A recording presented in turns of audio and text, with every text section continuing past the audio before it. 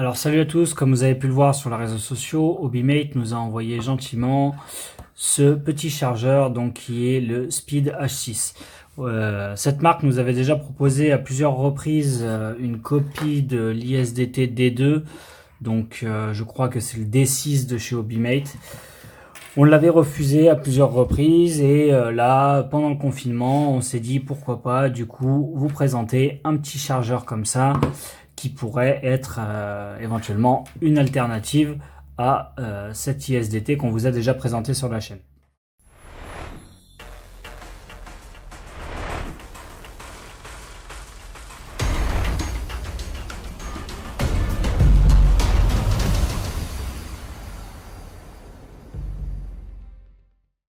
Alors, dans un premier temps, on va jeter un œil aux performances.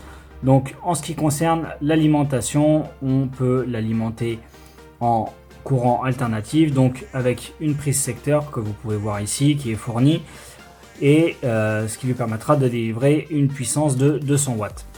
Vous pouvez également l'alimenter avec donc une alim externe en courant continu de 6,5 à 30 volts qui lui permettra de délivrer une puissance de 700 watts.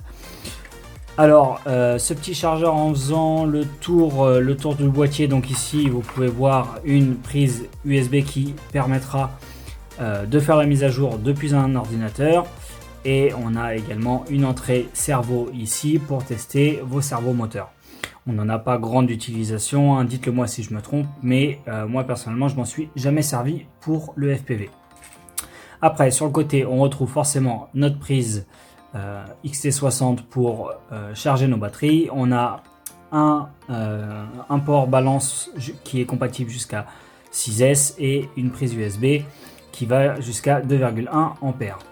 Sur l'autre côté, on a bien sûr un ventilateur pour refroidir ce chargeur qui a tendance à chauffer plutôt pas mal. Pas spécialement plus que l'ISDT, hein, mais autant au moins. Avant de commencer, le chargeur est arrivé dans une boîte comme ça. Dedans, c'est simple, il y avait uniquement le chargeur avec le câble d'alimentation qui est déjà branché à mon secteur et une petite notice donc que vous avez ici.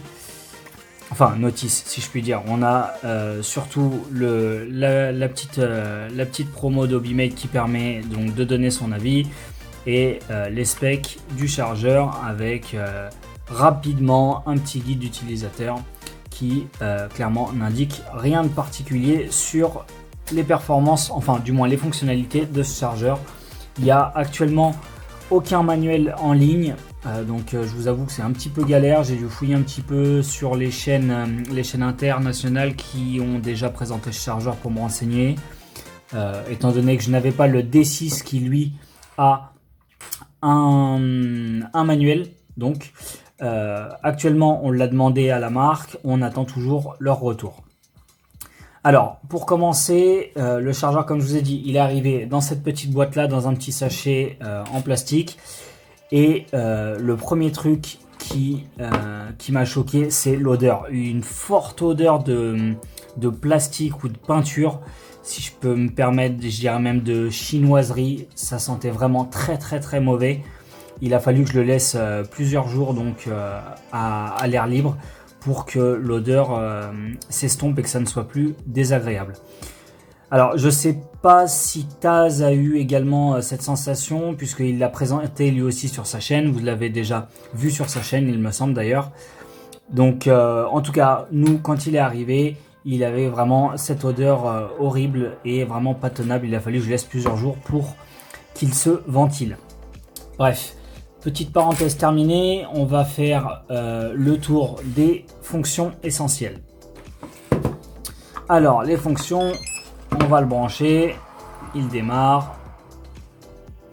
Donc comme vous pouvez voir, on a une petite interface sympathique. Je vais essayer de vous dispenser du reflet de l'éclairage. Alors on a une petite interface qui ressemble vachement à celle de l'ISDT. On a 3 boutons de navigation qui nous permet donc de naviguer déjà sur la page d'accueil. Donc là on a bien sûr les cellules jusqu'à 6 cellules. Et quand on descend, on a donc la tension d'alimentation du chargeur, la température et le nombre de charges qu'il a fait. Après, on a aussi la consommation en heure, en watts-heure. Donc, on a le petit compteur de charge. Je ne sais pas à quoi ça sert réellement. Ça peut permettre, si vous l'achetez d'occasion, par exemple, de savoir, d'avoir une idée sur le nombre de fois qu'il a été utilisé. Ça peut être un point de repère. Alors, une fois qu'on a fait le tour de l'accueil, on va déjà aller dans les réglages. Alors, moi, j'ai les réglages d'origine. Je vous ai juste épargné le bruit horrible du bip que je vais vous montrer tout de suite. Quand on va dans System Parameters, ici, dans Volume, si je le mets dans Height, il arrive par défaut avec ce bruit-là. Très agaçant. Donc, pour la vidéo, je vous l'ai désactivé. Vous le réactiverez si vous le souhaitez. Pour revenir en arrière, on fait un appui long. À savoir que cet appui long pour quitter le menu ne fonctionne pas dans le menu de charge, etc. Je vous montrerai tout à l'heure. C'est déjà un petit point négatif que j'ai noté lors de la première utilisation.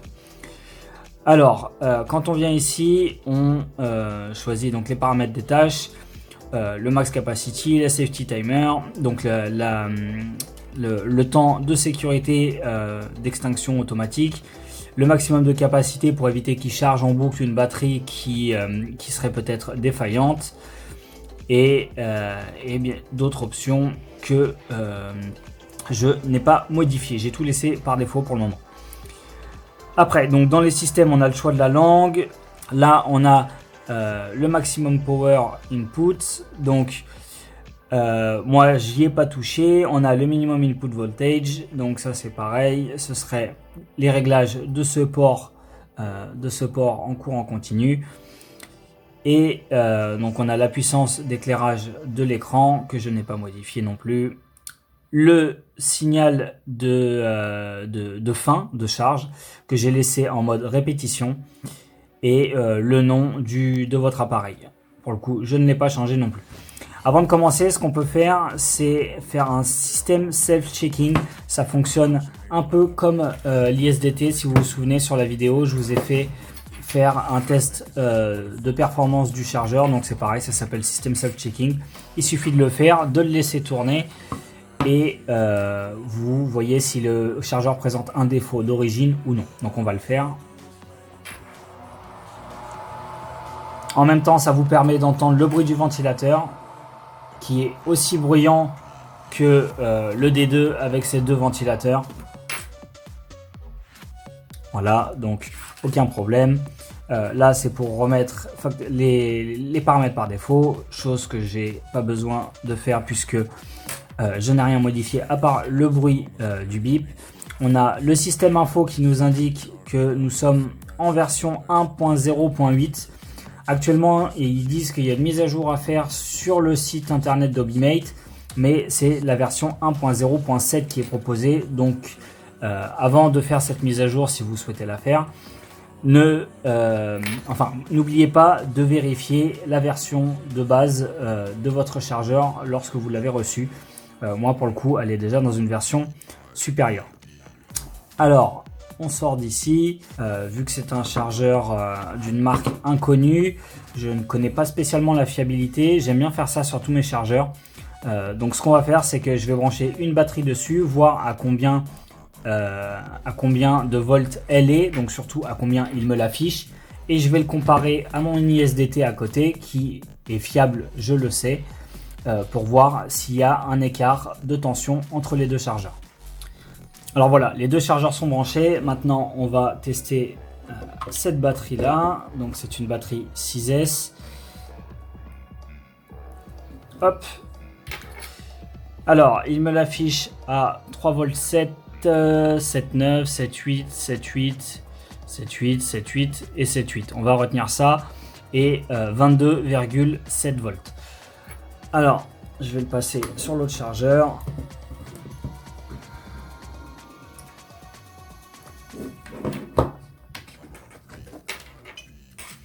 Ici, il m'affiche 3,78, 78, 78, 78. Donc, c'est un peu plus lisse, on va dire. Et il m'affiche également 22,7 volts. Donc, La tension semble être correctement réglée, correctement calibrée. Donc on n'aura pas à le faire nous-mêmes, c'est plutôt pas mal. Et c'est important, je dirais même, de faire ça lorsque vous recevez un nouveau chargeur, car si vous chargez vos batteries sans même vérifier ça, parfois il se peut qu'il y ait des chargeurs qui soient mal calibrés, ou que le calibrage soit nécessaire lors de la réception du chargeur.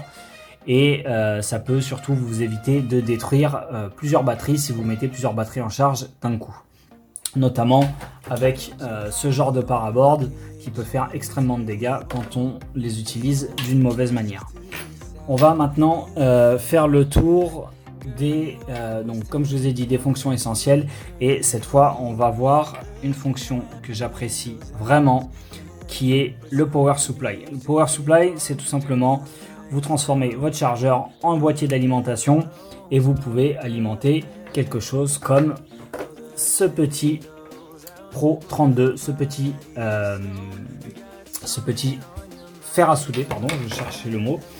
Donc c'est plutôt pratique, je dirais même très pratique, parce que moi j'avais donc l'alimentation du début. Je vous mets la petite fiche là en haut de l'écran que j'avais coupée pour la séparer et pouvoir l'utiliser avec une XT60 sur le terrain.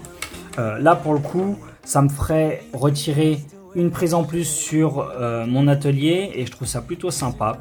Du coup, pour vous montrer, donc c'est simple, il vous suffit de brancher un câble en XT60. Je branche le chargeur, tac. Là, donc output voltage, on va choisir combien il veut recevoir, enfin combien il peut recevoir. Donc là, il nous affiche entre 12 et 24 volts, donc je vais lui mettre 24 volts tout simplement. 24 volts, et puis de toute façon en courant alternatif, pardon, il fonctionne uniquement à 200 watts, donc on va y mettre 200 watts. Voilà, et on démarre la tâche. Ok, donc là on voit que mon SenseSmart s'allume. On va le faire chauffer. Là, comme vous pouvez le voir, il monte très très vite en température. Et je dirais même qu'il monte plus vite en température branché sur le Hobimate que sur son chargeur d'origine. Voilà, on va retourner dans le choix de la tâche et on va passer cette fois en charge. Donc ça, c'est ce qui va nous intéresser. Ici en charge, on a donc le type de batterie en LiPo actuellement. Vous avez tout un choix de batteries disponibles. Je vous laisse regarder, je ne vais pas toutes vous les commenter, je pense que vous les connaissez pour la plupart. Nous, on va se servir principalement des LiPo. On peut choisir donc le cell voltage, donc on va le laisser à 420 parce que ce ne sont pas des HV. Et là, il me demande le nombre de cellules. Normalement, il le détecte tout seul comme un grand. Donc, ce qu'on va faire, c'est qu'on va brancher. Hop.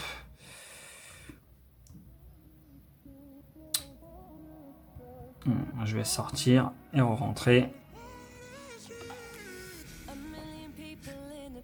Voilà, donc là, il m'a détecté les cellules, voilà. Et comme vous pouvez voir, il me met directement 6S car il a détecté la batterie 6S. Alors, la LiPo 6S. Du coup, maintenant, on peut choisir donc la vitesse, la puissance de charge en ampères. Et là, comme vous pouvez le voir, on peut monter jusqu'à 26 ampères. La différence avec le ISDT, c'est que sur l'ISDT, quand vous veniez ici, on faisait charge, réglage de courant, le maximum, c'était 12 ampères. Et donc, ce petit chargeur est 2 fois plus puissant que le D2. Et je trouve ça plutôt pas mal. Personnellement, je ne sais vraiment pas si je vais m'en servir jusqu'à 26 ampères parce que de toute façon, je n'ai pas d'alimentation DC qui me le permettra. Et 12 ampères, c'est clairement le maximum possible atteignable en courant continu. C'est pour ça, je pense que le D2 ne peut pas aller au-delà des 12 ampères. Parce que lui, il est uniquement compatible en courant alternatif. Alors, pour revenir sur notre H6, Le hachis, je vous disais tout à l'heure, quand on reste appuyé sur cette touche-là, on fait échappe. Et comme vous pouvez le voir ici, on ne sort pas des menus. Donc ça, c'est un gros point noir. C'est hyper chiant parce que du coup, on est obligé de tout redéfiler et revenir à chaque fois sur notre ancienne sélection pour quitter. Sinon, on applique un réglage qu'on ne souhaite pas et c'est plutôt embêtant. Alors, une fois qu'on est là, donc on va le mettre en charge. Je vais vous montrer un petit peu les fonctionnalités. Donc là, je l'ai envoyé à 1 ampère. Vous pouvez voir, là, on a la charge à 1 ampère qui monte, le nombre de milliampères-heure qui ont déjà été chargés, 23 watts, donc là, c'est la puissance qu'il délivre. On est à 22,8, c'est la tension de ma batterie. Et on a la tension de chacune des cellules ici-bas. Là, on a la résistance des cellules. Malheureusement, on n'a pas un test de résistance interne comme on pouvait avoir sur nos anciens IMAX B6 Mini. Bien sûr, on n'en a pas non plus sur le D2. Je vous en avais parlé donc sur la vidéo. Là, je vous mets la petite fiche sur la santé de nos batteries. Alors là, on peut entendre le ventilo qui se met en route. Il est vraiment bruyant. Je vous avoue qu'à la longue, c'est hyper chiant. L'avantage avec le D2, c'est qu'il se met en route uniquement quand on passe les 3 ampères. Là, je suis à 1 ampère. Il se met déjà à ventiler et il ventile déjà très très chaud, croyez-moi. Ce petit ventilo, comme je vous ai dit, ça c'est un point négatif pour moi. Ça fait vraiment du bruit, c'est chiant, c'est pas agréable dans une pièce de vie. Et comme vous le savez, on ne peut pas laisser nos lipos sans surveillance pendant la charge. Donc là, le test de résistance interne se fait pendant la charge. C'est un peu délicat à mesurer. Je vous en avais parlé dans la vidéo sur la santé des batteries. L'idéal, c'est de mesurer cette résistance une fois que la batterie est chargée et surtout froide. Maintenant, ce qu'on peut faire, c'est tester une autre fonction qui peut être, par exemple, la fonction décharge. Donc la fonction décharge, c'est pareil. On a un réglage de base à 0,2. On peut monter jusqu'à 5 ampères. Tandis que, encore une fois, si on va sur le D2 en décharge, on a un maximum de 3 ampères seulement. Donc là, on va tester la décharge à 5 ampères. Bien sûr, j'ai laissé 3,3 volts pour la décharge maximale, mais je vous déconseille vivement d'aller en dessous de 3,6 volts, sinon vous allez détruire votre batterie. Donc là, on peut voir qu'il monte jusqu'à quasiment 1 ampère, ce qui est plutôt pas mal en 220 volts. Donc je suppose que en décharge en courant continu avec une batterie branchée au cul ou une alimentation en courant continu, eh bien on arriverait à monter jusqu'à 5 ampères en décharge. On va retourner dans les fonctions et cette fois on va tester donc la fonction storage. Donc storage qui permet de mettre les batteries en stockage. On stocke nos batteries en général à 3,8 volts. Donc là il me détecte encore que c'est une 6S forcément. Pareil, la vitesse de travail on la laisse à 1 ampère, c'est plutôt pas mal. Et là, forcément, il va gérer lui-même s'il faut décharger ou s'il faut charger. Donc, comme vous pouvez le voir, j'ai été un peu vite, je vais juste vous montrer ça. Ici, comme je vous dis, il gère la charge et la décharge, donc on a la possibilité d'aller jusqu'à 26 ampères. Forcément, il ne va pas décharger à 26 ampères, comme vous l'avez vu, la décharge maximum est 5 ampères. Donc là, c'est lui qui va gérer tout seul ce qu'il a besoin, s'il est nécessaire de charger ou de décharger. Donc là pour le coup, moi c'est une batterie seule, encore une fois, donc c'est une 1100 mAh, donc je vais mettre 1 ampère ou 1 ampère 1, peu importe, et je fais Start Task. Et là, ils disent Storage Charging, mais je suis déjà au voltage recommandé pour un storage correct d'une batterie. Ensuite, on va tester la dernière tâche qui me semble intéressante pour nous, du moins, utilisateurs de drone. Ferme. Cette interface, je la trouve vraiment désagréable comparée à celle de l'ISDT qui est plus fluide, je dirais. On va aller tester du coup maintenant le balance. Donc le balance c'est pareil.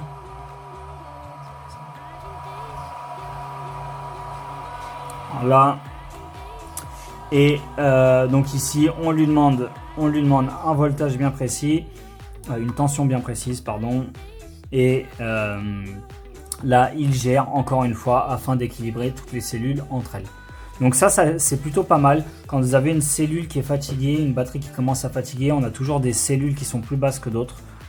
Pareil, le balance, c'est une fonction qui n'existe pas sur l'ISDT D2.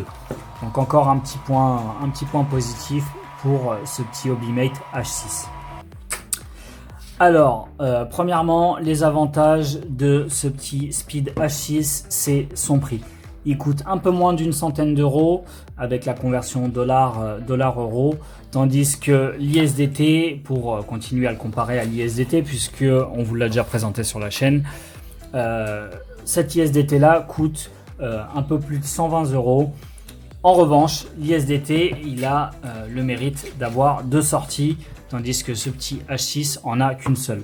C'était pas le but principal de ce H6, étant donné qu'Hobimate a déjà sorti le D6, comme je vous ai dit, qui lui a 2 sorties, a un chargeur à induction sur le dessus. Je vous invite à aller voir la chaîne de Taskiller, il l'a déjà présenté à notre place.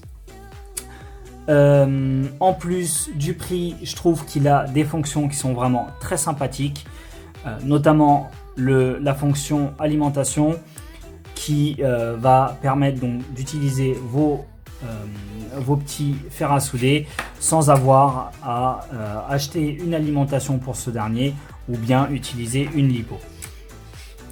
En plus, donc on a la fonction balance qui peut être pratique lorsqu'on a une lipo en fin de vie. Donc voilà, vraiment pour un chargeur pas trop cher, pas trop encombrant, je trouve que toutes ces fonctionnalités c'est plutôt agréable. Et je dirais même que de plus, il ne se limite pas uniquement à l'utilisation du FPV, tout simplement parce que on a dans les outils la possibilité de tester des servomoteurs pour les voitures FPV ou avions ou tout autre type de modélisme, enfin de modèle réduit qui aurait besoin d'un servomoteur. Donc là, il vous suffit d'aller dans Tools et ici, vous pouvez utiliser de façon différente votre cerveau, le tester manuellement, automatiquement, faire des mesures, etc. Encore un point positif que j'ai oublié de vous dire, c'est surtout le fait qu'il puisse être alimenté donc avec une prise XT60 et même si son utilisation première n'est pas celle-ci, il peut être utilisé donc sur le terrain. Vous pouvez l'emmener, il n'est pas très gros, il est surtout plus gros que ce qu'on peut avoir en général sur le terrain. Mais voilà, ça peut être une option, c'est-à-dire que je préfère largement partir avec un petit chargeur comme ça en vacances dans mon sac que un gros ISDT qui prendra le double de place, notamment pour les sacs qui seront remplis de matos pour l'avion. Et il est en tout cas bien plus performant en termes de fonctionnalités diverses qu'un simple ISDT qui fera uniquement la charge. Là pour le coup c'est pareil, comme je vous l'ai dit, je pourrais également me servir de mon Pro 32, de mon petit fer à souder, en plus de charger mes batteries et éventuellement aussi si je voulais charger un téléphone ou quelque chose comme ça. Donc le fait qu'il soit transportable, je dis bien transportable et non pas portable, c'est aussi un point positif. Alors par contre, au niveau des points négatifs, moi, l'odeur, lorsque j'ai reçu le colis, elle était vraiment horrible et très désagréable. Ça donne une impression de produit cheap, vraiment mauvaise qualité. J'espère pas, je ne pense pas que ce soit le cas, parce qu'on parle tout de même d'un chargeur et le risque d'incendie avec des chargeurs de mauvaise qualité est vraiment énorme. Donc je vais le garder à l'œil de très près et je vous ferai un retour sur la chaîne. Motargeek ou moi, je dis je, mais l'un de nous deux vous ferons un retour sur la chaîne assez prochainement. Après, en plus de l'odeur, donc très désagréable, la navigation, je la trouve pas très fluide et je la trouve bien meilleure avec cette petite roulette sur l'ISDT. Je trouve ça beaucoup plus propre, plus design. En plus, ça ne met pas 50 000 traces de doigts sur l'écran, tandis que là, comme vous pouvez le voir, on a pas mal de traces. Là, vous devez le voir avec le reflet. On a pas mal de traces sur l'écran et c'est pas très propre. Après, en plus de la navigation, ce ventilo là, il est vraiment bruyant. Mon ISDT est toujours d'ailleurs très bruyant, mais du coup, comme je vous ai dit, il se met uniquement en route. Enfin, les ventilateurs, parce qu'il y en a deux, se mettent uniquement en route à partir de 3 ampères. Donc en général, je fais en sorte d'avoir une charge à 1 ampère d'un côté et une charge à 1 ampère de l'autre. Je charge mes batteries vraiment doucement pour ne pas que le ventilo se mette en route quand je suis dans la pièce. Là pour le coup, même à 1 ampère, le ventilo se met en route et je vous assure, au bout de 2-3 batteries chargées, eh bien ça nous casse la tête, vraiment. Donc voilà, j'espère que ce petit chargeur vous a plu, enfin vous a plu non, j'espère que la vidéo vous a plu surtout, que ça vous permet donc de vous faire une idée sur ce chargeur et bien sûr si vous avez des questions sur des fonctions que j'ai pas abordées ou que j'ai vraiment survolées, n'hésitez pas à nous les poser dans les commentaires, on essaiera d'y répondre au plus vite comme d'habitude et bien sûr n'hésitez pas à liker et à partager la vidéo. Ça nous fait plaisir, ça aide la chaîne et ça nous montre que ce genre de vidéo vous plaît. Je vous dis à bientôt sur la chaîne, c'était QNK pour Rouillard FPV.